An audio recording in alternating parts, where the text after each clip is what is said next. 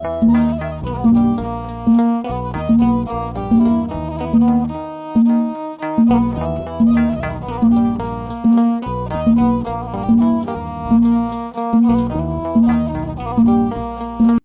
አብ ወወልድ ወመንፈስ ቅዱስ አሐዱ አምላክ አሜን። የተወደዳችሁ የልዑል እግዚአብሔር ቤተሰቦች የእናታችን የቅድስት ድንግል ማርያም የአስራት ቃል ኪዳን የበረከት ልጆች የጻድቃን የሰማዕታት ወዳጆች በወደደንና ባፈቀረን በልዑል እግዚአብሔር ፍጹም ሰላም እላችኋለሁ። እንደምን ዋላችሁ? እንደምን ለይሳ ደረሳችሁ? አሜን። እንደ ኃጢአታችንና እንደ በደላችን ብዛት ሳይሆን እንደ ምሕረትና እንደ ቸርነቱ ተመልክቶ እስከ ሰዓት ያደረሰን የአባቶቻችን አምላክ ልዑል እግዚአብሔር ስሙ የተመሰገነ ይሁንልን። እርሱን ጠርተን እርሷን የማንተዋት ንጽሕተ ንጹሐን ቅድስተ ቅዱሳን ቅድስት እናታችን ድንግል ማርያም ዘላለማዊ ስሟ የተመሰገነ ይሁንልን። እንግዲህ እንደ እግዚአብሔር አምላካችን መልካምና በጎ ፍቃድ ዛሬ የምንማማረው የታላቁ የዐቢይ ጾም ሁለተኛው ሳምንት ቅድስት ተብሎ ተሰይሟልና በዚህ ቅድስት ተብሎ በተሰይመው የዐቢይ ጾም ሁለተኛ ሳምንት ላይ ቅድስት ቤተ ክርስቲያናችን ምንድነው የምታስተምረን የሚለውን እንደ እግዚአብሔር አምላካችን መልካምና በጎ ፍቃድ ዛሬ አጠር አድርገን እንማማራለን። እንግዲህ የሚያስተምረን እግዚአብሔር ነው፣ የሚመክረን እግዚአብሔር ነው፣ የሚገስጸን እግዚአብሔር ነው። እርሱ በመካከላችን ተገኝቶ የጎደለውን አሟልቶ የተጣመመውን አቃንቶ በአፈ መላእክት አርሞ ያስተምረን ይመክረን ይገስጸን ዘንድ የእርሱ መልካምና በጎ ፍቃዱ ይሁንልን። የእናታችን የንጽሕተ ንጹሐን የቅድስተ ቅዱሳን የቅድስት እናታችን የድንግል ማርያም ምልጃ ተረዳይነቷ በረከቷ ሁሉ በሁላችን ላይ ይደርብን። እንግዲህ ወደ ዛሬ ትምህርታችን ስንገባ ታዲያ ቅድስት ቤተ ክርስቲያናችን ታላቁን የዐቢይ ጾም በ8 ሳምንታት ከፍላ ለስምንቱም ሳምንታት ደግሞ የየራሳቸው የሆነ ስያሜ ሰጥታ በዛ ስያሜ ውስጥ ደግሞ እኛ ልጆቿን በደንብ በሚገባ ታስተምርበታለች ማለት ነው። የመጀመሪያውን የዐቢይ ጾም ሳምንት ዘወረደ ብላ ሰይማ ጌታችን መድኃኒታችን ኢየሱስ ክርስቶስ ከሰማያት ሰማያት መውረዱን ከድንግል ማርያም መወለዱን በደንብ በስፋት ስታስተምረን ቆይታለች። ጌታችን ተጠመቀ፣ ጌታችን በመስቀል ላይ ተሰቀለ፣ ጌታችን ሞተ፣ ጌታችን ተነሳ፣ ጌታችን አረገ ከማለት አስቀድሞ ከሰማያት ሰማያት መውረዱን መናገር አስፈላጊ ነውና የመጀመሪያውን የዐቢይ ጾም ሳምንት ዘወረደ ወይም ደግሞ የወረደ ብላ የሰው ልጅ ለማዳን ሲል ጌታችን መድኃኒታችን ኢየሱስ ክርስቶስ ከሰማያት ሰማያት መውረዱን ከድንግል ማርያም መወለዱን ታስተምረናለች ማለት ነው። ሁለተኛውን የዐቢይ ጾም ሳምንት ደግሞ ቅድስት ብላ ሰይማልናለች። በዚህ ቅድስት ተብሎ በተሰየመው የዐቢይ ጾም ሁለተኛ ሳምንት ላይ ደግሞ ስለ ቅድስና ታስተምረናለች ማለት ነው። ስለ ቅድስና በምታስተምረን አስተምሮ ውስጥ ደግሞ ሁለት ጉዳዮችን በስፋት ታነሳለች።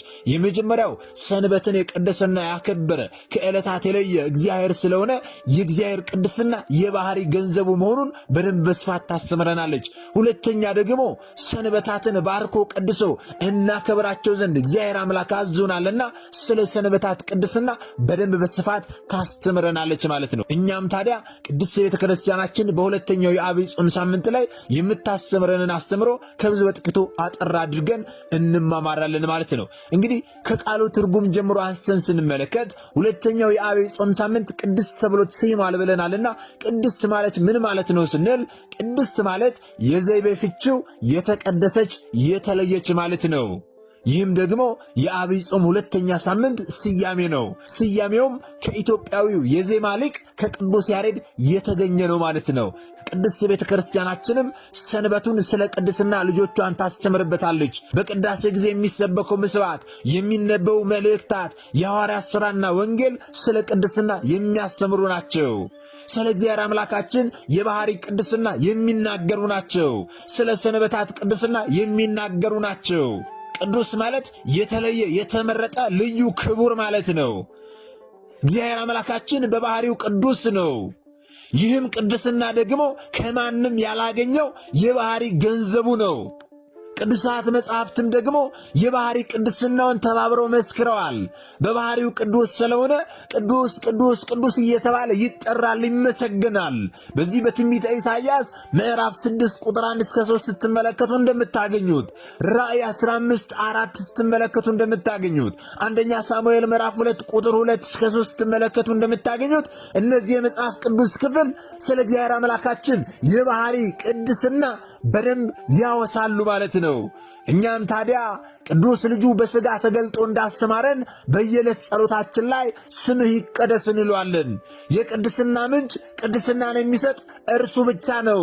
ቅዱስ የሚለው ቃል ለሰዎች ቢቀጸልም፣ ለመላእክት ቢቀጸልም፣ ለቦታ ለዕቃ ለዕለታት ቢቀጸልም ቅድስናቸው በባህሪው ቅዱስ ከሆነው ከእግዚአብሔር የተገኘ ቅድስና ነው። ይህም የጸጋ ቅድስና ነው ወገኖቼ።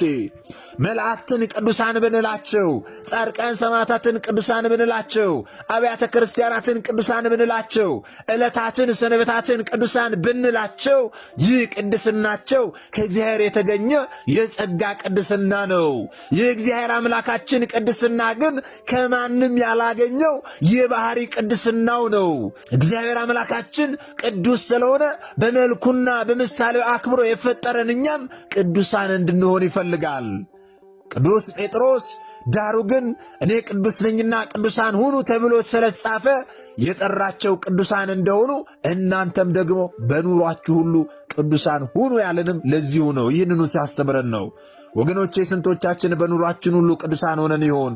ስንቶቻችን የቅድስና ሥራን እየሠራን ይሆን? ከመፈጠራችን አስቀድሞ መጠን በሌለው ፍቅር የወደደን እግዚአብሔር አምላካችን ካለመኖር ወደ መኖር ያመጣን ለውርደት ሳይሆን ለክብር ነው። ለርኩሰት ሳይሆን ለቅድስና ነው። ለሞት ሳይሆን ለሕይወት ነው። የመፈጠራችንም ዓላማ በፊቱ በፍጹም ምግባርና ሃይማኖት በመመላለስ ከእርሱ ጋር እንድንኖር ነው። ብርሃን ከጨለማ ጋር፣ ጽድቅ ከኃጢአት ጋር ኅብረት የለውምና ከእርሱ ጋር ለዘላለም ነግሰን ለመኖር በቅድስና ሕይወት መኖር ይጠበቅብናል። ለዚህ ነው ቅዱስ ጳውሎስ እግዚአብሔር ለቅድስና እንጂ ለርኩሰት አልጠራንም ያለን በዚህ በአንደኛ ተሰሎንቄ ምዕራፍ 4 ቁጥር 7 ላይ ማለት ነው። እግዚአብሔር አምላክ እኛን የፈጠረው በቅድስና ሕይወት እንድንኖር ነው።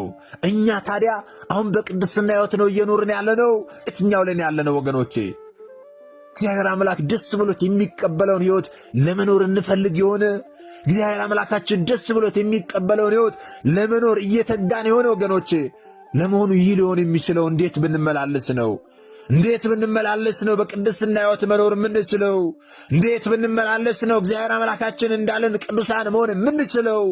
ለዚህ ምላሹን ሐዋርያው ቅዱስ ያዕቆብ በያዕቆብ 1 ቁጥር 26 እስከ 27 ስንመለከት በደንብ በሚገባ አስቀምጦልናል። ምን ብሎ ካልን ደግሞ እንዲህ ይላል፣ አንደበቱን ሳይገታ ልቡን እያሳተ እግዚአብሔርን የሚያመልክ የሚመስለው ማንም ቢኖር የእርሱ አምልኮቱ ከንቱ ነው ይላል። ንጹሕ የሆነ ነውርም የሌለበት አምልኮ በእግዚአብሔር አብ ዘንድ ይህ ነው ይላል። ምን አይነት ነው? የትኛው ነው ስንል ደግሞ ወላጆች የሌላቸውን ልጆች ባልቴቶችንም በችግራቸው መጠየቅ፣ በዓለምም ከሚገኝ ርኩሰት ሰውነትን መጠበቅ ነው ይላል። ያዕቆብ 1:26 ላይ ወደ ቅድስና ሕይወት እንዴት መግባት እንዳለብን በቅድስና ሕይወት የምንመላለሰው ምን ስናደርግ እንደሆነ ሲያስረዳን ይህንን ይላል ወገኖቼ። በክርስቶስ ደም የተቀደሰና የእግዚአብሔር ማደሪያ የሆነውን ሰውነታችንን በዓለም ከሚገኝ ርኩሰት መጠበቅ የሰማያዊ ርስት ወራሾች ያደርገናል። በዓለም የሚገኘውን ርኩሰትም ሐዋርያው ቅዱስ ጳውሎስ ሲገልጠው የሥጋ ሥራ በማለት ገልጾልናል። የሥጋ ሥራ የትኛው ነው ወገኖቼ? የሥጋ ሥራ ብሎ ሐዋርያው ቅዱስ ጳውሎስ የጠቀሰው ዝሙትን ነው፣ ርኩሰትን ነው፣ መዳራትን ነው፣ ጣዖት ማምለክን ነው፣ መጣላትን ነው፣ የምንዝር ጌጥን ነው፣ ቅናትን ነው፣ ቁጣን ነው፣ ጥርጥርን ነው፣ ፉክክርን ነው፣ መቀኝነትን ነው፣ መገዳደልን ነው፣ ስካርን ነው፣ ዘረኝነትን ነው። እነዚህን የመሳሰሉትን የሥጋ ሥራ ብሎ ሐዋርያው ቅዱስ ጳውሎስ ገልጿቸዋል። እነዚህን የሚያደርጉ ሰዎችም ደግሞ ከመንግሥተ እግዚአብሔር በአፋ ወይም ደግሞ በውጭ እንደሚቀሩ ሲያስረዳ ገላትያ 5:19 ላይ አስቀድሜ እንደነገርኳችሁ ይህንን የሚያደርግ የእግዚአብሔርን መንግሥት አያይም ይላል። እነዚህን የሥጋ ሥራዎች የሚፈጽም ሁሉ የእግዚአብሔርን መንግሥት አያይም ይላል። ምክንያቱም በቅድስና ሕይወት አልኖርምና፣ በቅድስና ሕይወት አልተመላለስምና፣ የሥጋ ሥራን ሲሠራ ነበርና መንግሥተ ሰማያትን አይወርስም ይላል። በክርስቶስ ደም የተቀደሰን የእግዚአብሔር ማደሪያ የሆነ ሰውነታችንን በዓለም ከሚገኝ ርኩሰት ልንጠብቅ ያስፈልጋል። ይህንን ስናደርግ የመንግሥት ወራሾች እንሆናለን። በሕይወታችን ሁሉ የምግባርና የሃይማኖት ፍሬ አፍርተን መገኘት ለቅድስና የጠራንን እግዚአብሔር አምላክን ደስ ማሰኘት ነው። እነዚህንም ነገሮች ደግሞ ቅዱስ ጳውሎስ የመንፈስ ፍሬ ብሎ ገልጿቸዋል። እነርሱንም ሲናገር ፍቅር፣ ደስታ፣ ሰላም፣ ትዕግሥት፣ ምጽዋት፣ ቸርነት፣ እምነት፣ በጎነት፣ ንጽሕና የመንፈስ ፍሬዎች ናቸው። እነዚህን ገንዘብ ልናደርጋቸው ይገባል ብሎ ሐዋርያው ቅዱስ ጳውሎስ አስተምሮናል። በዚህ በገላትያ ምዕራፍ 5 ቁጥር 22 ላይ ማለት ነው። ልብ በሉ። እግዚአብሔር ማደሪያ ይሆን ዘንድ የመረጠውን ሰውነታችንን እርሱ የሚከብርበትን ሥራ ልናደርግበት ያስፈልጋል። እግዚአብሔር አምላካችን ደስ የሚሰኝበትን ሥራ ልንሠራ ያስፈልጋል። እግዚአብሔር አምላካችን ምንድን ነው የሚደሰትበት ስንል የታረዘ ማልበስ፣ የተጠማ ማጠጣት፣ የተቸገረ መርዳት፣ የታሰረ መጠየቅ፣ በጎ ሥራዎችን ልንሠራ ያስፈልጋል። በዚህ ሰውነታችን ደግሞ ንስሐ ገብተን ቅዱስ ሥጋውን ክቡር ደሙን ልንቀበል ያስፈልጋል። በንስሐ ሕይወት ልንመላለስ ያስፈልጋል። ቅድስናችን በኑሯችን ሁሉ እንዲሆንም ታዘናል። አንደኛ ጴጥሮስ ምዕራፍ 1 ቁጥር 15 ላይ። ስለዚህ በተሰማራንበት የሥራ መስክ በማኅበራዊ ኑሯችን፣ በምንበላው ምግብ፣ በምንለብሰው ልብስ፣ በንግግራችንና በመሳሰለው ሁሉ ለእግዚአብሔር ደስ የሚያሰኘውን በማድረግ እግዚአብሔርን በሚሞት ሥጋችን ልናከብረው ያስፈልጋል። ወገኖቼ በቅድስና ሕይወት ልንመላለስ ያስፈልጋል። ሥጋዊ ምኞታችንና መሻታችንን ሰቅለን አሮጌው ሰዋችንን አስወግደን ንስሐ ገብተን ሥጋውና ደሙን ተቀብለን በቅድስና እንድንኖር እግዚአብሔር አምላካችን ሁላችንንም ይርዳን። ስለዚህ እግዚአብሔር አምላካችን በባህሪው ቅዱስ ነውና እኛም ቅዱሳን እንድንሆን ይፈልጋልና የቅድስናን ሥራ ሰርተን ልንመስሎ ያስፈልጋል። ከርኩሰት ሕይወት፣ ከሥጋ ፍቃድ ወይም ደግሞ ከሥጋ ሥራ ልንላቀቅ ልንወጣ ያስፈልጋል። እስከ መቼ ነው በዝሙት ሕይወት የምንመላለሰው? እስከ መቼ ነው በስካር ሕይወት የምንመላለሰው? እስከ መቼ ነው በመጠላላት፣ በምቀኝነት፣ በዘረኝነት ተከፋፍለን የምንኖረው? እስከ መቼ ነው የሥጋ ሥራን እየሠራን ከእግዚአብሔር ተለያይተን የምንኖረው? መቼ ነው ለመንግሥተ ሰማያት የበቃን የሚያደርገንን መንፈሳዊ ሥራ የምንሠራው? የጽድቅ ሥራ የምንሠራው መቼ ነው ወገኖቼ? ይህንን ቆም ብለን ልናስብ ያስፈልጋል። በሁለተኛ ደረጃ ደግሞ ስለ ሰንበታት ቅድስና ቅድስት ቤተ ክርስቲያናችን በደንብ በስፋት ታስተምረናለች። ስለ ሰንበታት ቅድስና ስንል አንዳንድ ሰዎች ሰንበት የትኛው ነው ብለው ይጠይቃሉ። አንዳንዱ ቅዳሜ ነው ሰንበት ይላል፣ አንዳንዱ እሁድ ነው ሰንበት ይላል። ቅድስት ቤተ ክርስቲያናችንስ የትኛውን ሰንበት ነው የምታከብረው የሚለው ልናውቅ ያስፈልጋል። ከቃሉ ትርጉም ጀምሮ አንስተን ስንመለከት ሰንበት የሚለው ጥሬ ቃሉ ሰንበተ ከሚል የግዕዝ ግስ የተገኘ ሲሆን ትርጉሙ ሰነበተ፣ አከበረ፣ ቆየ ማለት ነው። የተከበረ የቆየ የሰንበት የዕረፍት ቀን 7ኛ ቀን ማለት ነው። ከዚህ በተለየ ግን በሃይማኖታዊ ምስጢር ትንተናው ሰንበት ማለት የተባረከ፣ የተቀደሰ፣ የተለየ ቀን ማለት ነው። እግዚአብሔር አምላክ ዘላለማዊ የሆኑትን የማይለወጡትን 10ቱን ትእዛዛት ሰጥቶናል። ከነዚህ ከ10ቱ ትእዛዛት መካከል አንዱ የሰንበትን ቀን እናከብረው ዘንድ ያዘዘን ትእዛዝ ነው። ሰንበትን አክብሩ ብሎ ማለት ነው። በሰንበት አከባበር ኦርቶዶክሳዊ ተዋሕዶ ቤተክርስቲያናችን ከሌሎች ሁሉ ልዩ ናት። አንዳንዶች መከበር ያለበት ቅዳሜ ነው ብለው ይናገራሉ። ሌሎች ደግሞ አይ ቅዳሜ ትሽራለች፣ መከበር ያለበት እሁድ ነው በማለት ይናገራሉ፣ ያስተምራሉ። እኛ ግን ኦርቶዶክሳውያን ከራሳችን በማፍለቅና በመፈላሰፍ ሳይሆን እግዚአብሔር አምላካችን በመጽሐፍ ቅዱስ ያዘዘንን በመከተል ሁለቱንም ሰንበታት ቅዳሜንና እሁድን እናከብራቸዋለን ማለት ነው። የእኛ ቤተ ክርስቲያን ሁለቱንም ነው የምታከብረው፣ ቀዳሚት ሰንበትንም ሰንበተ ክርስቲያንንም ወይም ደግሞ ቅዳሜንም ወይም ደግሞ እሁድንም ማለት ነው። ሁለቱንም ዕለታት ታከብራለች። ለምን ካልን ደግሞ መጽሐፍ ቅዱስን መነሻ አድርገን ማለት ነው። ልናውቀው የሚገባ ነገር ግን ከዕለታት ሁሉ እሁድ ትልቃለች፣ ትበልጣለች። ሁለቱንም ሰንበታት ደግሞ አጠር አድርገን እንመለከታለን። የመጀመሪያዋ ሰንበት ቅዳሜ ናት። ይቺ ዕለት ቀዳሚት ሰንበት ተብላ ትጠራለች። ይቺን ዕለት ስለምንድን ነው የምናከብራት ስንል ይቺ ዕለት ዕለተ ቅዳሜ እግዚአብሔር አምላክ ዓለሙን ሁሉ ፈጥሮ ያረፈባትና እናከብራት ዘንድ ያዘዛት ቅድስት ዕለት ናት። እግዚአብሔር አምላክ የሠራውን ሥራ በዚች ቀን ፈጽሟል። ማለትም ከሠራው ሥራ ሁሉ አርፎባታል። ሌሎቹን ዕለታት ሰርቶ ከሠራው ሥራ ሁሉ ያረፈባት ዕለት ይቺ ዕለተ ቅዳሜ ወይም ደግሞ ቀዳሚት ሰንበት ናት። ሥራዎቻችሁን ሁሉ ሰርታችሁ ቅዳሜ ወይም ደግሞ ቀዳሚት ሰንበት እረፉባት፣ በሥጋችሁ አርፋችሁ ለነፍሳችሁ የሚበጃችሁን ነገር አድርጉባት ሲል እግዚአብሔር አምላካችን በሰባተኛው ዕለት አርፏል ማለት ነው። የሚደክመው አምላክ አይደለም። የኛ አምላክ ደክሞት አይደለም፣ ማረፍ ፈልጎ አይደለም። ነገር ግን ለእኛ ሲያስተምረን አርፎባት እረፉባት ብሎ ሲነግረን በዚህ በኦሪት ዘፍጥረት ምዕራፍ 2 ቁጥር 3 ላይ እንደምንመለከተው እግዚአብሔር ሰባተኛይቱን ቀን ባረካት ቀደሳት ይላል። ባርኳት ቀድሷት በዚህች ዕለት እንድናከብራት ትእዛዙንም ሰጠን ማለት ነው። ስለዚህ እግዚአብሔር የባረከውንና የቀደሰውን እንደገና አይለውጥምና እኛም ዕለቱን በቅድስናው እናከብረዋለን። እናከብሩ ዘንድም ደግሞ ከልዑል እግዚአብሔር ትእዛዝ አለ። ምን የሚል ትእዛዝ ስንል በዚህ በኦሪት ዘጸአት ምዕራፍ 20 ቁጥር 8 ላይ ሰባተኛይቱን ቀን ቅዳሜን አክብራት አስባት የሚል ቃል ተጽፎ እናገኛለን ማለት ነው። ይህ እንግዲህ ከአስርቱ ትእዛዛት አንዱ ነው። ቅዳሜ ትሽራለች ብሎ የሚያምን ሰው የጌታ ቃሉ አይሻርምና ትእዛዙም ዘላለማዊያን ናቸውና ቆም ብሎ ሊያስተውል ሊያምን ይገባዋል ማለት ነው። አለበለዚያ ግን ቃሉ እንደተናገረ በመንግሥተ ሰማያት ስፍራ አይኖረውም። የማቴዎስ ወንጌል ምዕራፍ 25 ቁጥር 18 እስከ 19 ስንመለከት እንዲህ ይላል፣ እውነት እላችኋለሁ ሰማይና ምድር እስኪያልፍ ድረስ ከሕግ አንዲት የወጣ ወይም ደግሞ አንዲት ነጥብ ከቶ አታልፍም ሁሉ እስኪፈጸም ድረስ። እንግዲህ ከነዚህ ሁሉ ካነሱት ትእዛዛት አንዲቱን የሚሽር ለሰውም እንዲሁ የሚያስተምር ማንም ሰው በመንግሥተ ሰማያት ከሁሉ ታናሽ ይባላል። የሚያደርግ ግን የሚያስተምር ማንኛውም ሰው ቢሆን እርሱ በመንግሥተ ሰማያት ታላቅ ይባላል ይላል። ስለዚህ ቅዳሜ ትሽራለች ብሎ የሚናገር ሰው የጌታ ቃሉ ዘላለማዊያን ናቸው የማይሻሩ ናቸውና ቆም ብሎ ሊያስተውል ሊያስብ ይገባል ማለት ነው። እርግጥ አይሁዶችን ቅዳሜ ሰንበትን ሲያከብሩ ከዘረጉ ሳያጥፉ፣ ካጠፉ ሳይዘረጉ፣ ከከፈቱ ሳይዘጉ፣ ከዘጉ ደግሞ ሳይከፍቱ ነው። እኛ ግን በዚች ቀን መንፈሳዊና በጎ ደጋግ ሥራ እየሠራን ፈጣሪን እያመሰግንን እናከብራታለን። እንድንጨነቅበት ሳይሆን ሐሴት እናደርግበት ዘንድ ነው እግዚአብሔር አምላክን ሰንበትን የሠራልን የሰጠን።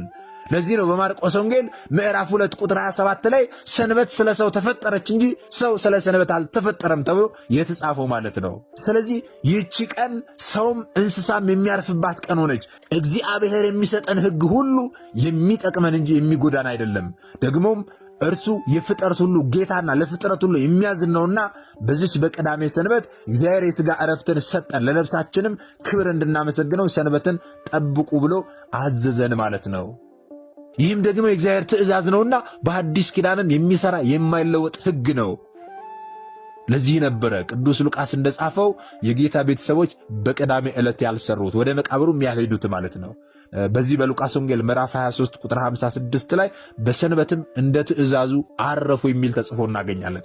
ይህን ቃል የምናገኘው በሐዲስ ኪዳን ነው። ስለዚህ በሐዲስ ኪዳን የሚሠራ ሕግ ስለሆነ በሐዲስ ኪዳንም ይህ ሕግ ሲተገበር እንደሆነ በሰንበት ቀንም በቀዳሚት ሰንበት ሥራ አለመሥራታቸውን እንደ ትእዛዙ ማረፋቸውን ቅዱስ ሉቃስ በሚገባ አስፍሮልናልና ይህችን ቀዳሚት ሰንበትን እናከብራታለን ማለት ነው። ወደ እሁድ እንምጣ። እሁድ ሰንበተ ክርስቲያን ተብላ ትጠራለች። ይህችን እሁድ ሰንበተ ክርስቲያንስ ስለምንድን ነው የምናከብራት ካለን ደግሞ በ6 ቀናት ውስጥ የሚታየውንና የማይታየውን ፈጥሮ በሰባተኛው ቀን አርፎ ቅዳሜን ቀድሶ አክብሮ ያለ አምላካችን እግዚአብሔር የሰው ልጆችን ለማዳን ሞትን ድል አድርጎ የተነሳባትን ዕለተ እሁድን የዕለታት በኩር አድርገን እናከብራታለን ማለት ነው። ለዚህ ነው ወዮ እቺ ዕለት አብ የቀደሳት ወልድ የባረካት መንፈስ ቅዱስ ከፍ ከፍ ያደረጋት ናት፣ በእርሷ ደስ ይበለን፣ በእርሷ ሐሴት እናድርግ፣ ትከብሩባት ዘንድ አክብሯት ብሎ አባታችን ቅዱስ አትናቴዎስ የተናገረው። አባታችን ቅዱስ አትናቴዎስ የእሁድን ዕለት እንዲህ ክብሯን ከገለጸ በኋላ ሌሎችን 6ቱን ዕለታት በመጥራት ኑ እናክብራት ብሎ የክርስቲያኖች ሰንበት ብሎ ያወድሳታል ማለት ነው። ታዲያ እሁድ ማለት ምን ማለት ነው የሚለውን ስንመለከት ከቃሉ ትርጉም ጀምሮ አንስተን ስንመለከት እሁድ የሚለው ቃል የግዕዝ ሲሆን አሃደ አንድ አደረገ ከሚለው የግዕዝ ግስ የወጣ ነው። ይህች ዕለተ እሁድ ለዕለታትና ለበዓላት ሁሉ የመጀመሪያ ናትና በኩረ ዕለታት የበዓላት ሁሉ መጀመሪያም ትባላለች። ታዲያ ይህችን ዕለት ስለምንድን ነው የምናከብረው? ቀዳሚት ሰንበትን ስለምን እንደምናከብር ተመለከትን።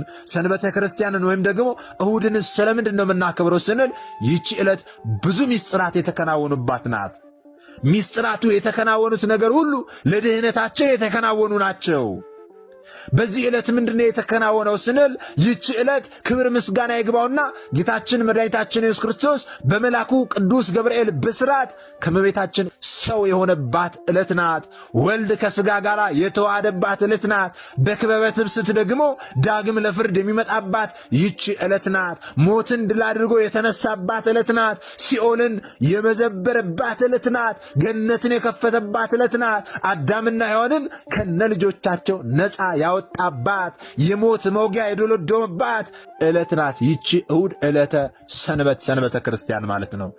ለክርስቲያኖች የድል ቀናትና ስለዚህ እሁድ ሰንበተ ክርስቲያን የክርስቲያኖች ሰንበት ተብላለች ማለት ነው። ቤተ ክርስቲያናችንም ይህችን ዕለት በታላቅ ክብረ በዓል ታከብራታለች ማለት ነው። አንዳንድ ሰዎች በዘመነ ቆስጠንጢኖስ ማክበር የተጀመረ ይመስላቸዋል። በዚያ ዘመን 318ቱ ሊቃውንት አባቶቻችን ከአባቶቻቸው ነቢያትና ሐዋርያት የወረደውን እውነተኛውን የእግዚአብሔርን ሕግ አጸደቁልን እንጂ አዲስ የፈጠሩት የደነገጉት ምንም እንግዳ ነገር የለም። ስለዚህ ሰንበተ ክርስቲያንን ወይም ደግሞ እሁድን ስለምንድን ነው የምናከብረው ስንል ብዙ ምስጢራት ስለኛ ድህነት የተከናወኑባት ዕለት ስለሆነች ነው። ከሥጋ ዕረፍታችን ከቀዳሚት ሰንበት የነፍስ ዕረፍታችን ሰንበተ ክርስቲያን እሁድ ትልቃለች፣ ትበልጣለች ማለት ነው። ይህንንም ሥራ ስምራችሁ ልትይዙ ያስፈልጋል።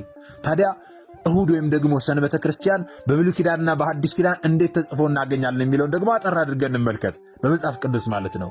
እሁድ በብሉይ ኪዳን ዘፍጥረትን ስንመለከት እግዚአብሔር ፍጥረትን የጀመረባት ዕለት መሆኗን ተጽፎ እናገኛለን። ስለዚህ የሳምንቱ የመጀመሪያ ቀን ትባላለች። ኦሪት ዘፍጥረት ምዕራፍ 1 ቁጥር 5 ላይ ተጽፎ እንደምናገኘው ማለት ነው። ቅዱስ አትናቴዎስም ሲናገር እንዲህ ይላል፣ ይህቺ ዕለት ቀዳሚት ወይም ደግሞ የመጀመሪያ ናት፣ ዳህራዊት ወይም ደግሞ ኋለኛይት አይደለችም ብሎ ይናገራል፣ ይገልጻታል ማለት ነው። ልብ በሉ። ስለዚህ ቅድመ ክርስትና በዘመነ ብሉይ እሁድን እንዴት ያከብሯት እንደነበረ ደግሞ በኦሪት ዘሌዋውያን ላይ ልትመለከቱ ትችላላችሁ ማለት ነው። እግዚአብሔር አስቀድሞ ለድህነት የሰራት መሆኗን ተጽፎ እናገኛለን። ኦሪት ዘሌዋውያን ምዕራፍ 23 ቁጥር 15 ላይ ስትመለከቱ እስከ 21 ስትመለከቱ እግዚአብሔር አምላክ እሁድን ወይም ደግሞ ሰንበተ ክርስቲያንን አስቀድሞ በብሉይ ኪዳንም የድህነት ቀን አድርጎ እንደፈጠራት እንደሰራት ትመለከታላችሁ፣ ታገኛላችሁ ማለት ነው። እርሱን ሙሉን አንብቡ። በአዲስ ኪዳን ስንመለከት ደግሞ አምላካችን እግዚአብሔር ድንቅ ሥራውን የሠራባት የተመረጠች ዕለት ናት፣ ዕለተ እሁድ ማለት ነው። ምን ሥራ ሠራባት ስንል ከእመቤታችን ከቅድስት ድንግል ማርያም የተጸነሰው በዚች ቅድስት ዕለት ነው። ሙስና መቃብርንም ደምስሶ አጥፍቶ ድል አድርጎ ከሞት የተነሳው በዚች በዕለተ እሁድ ነው።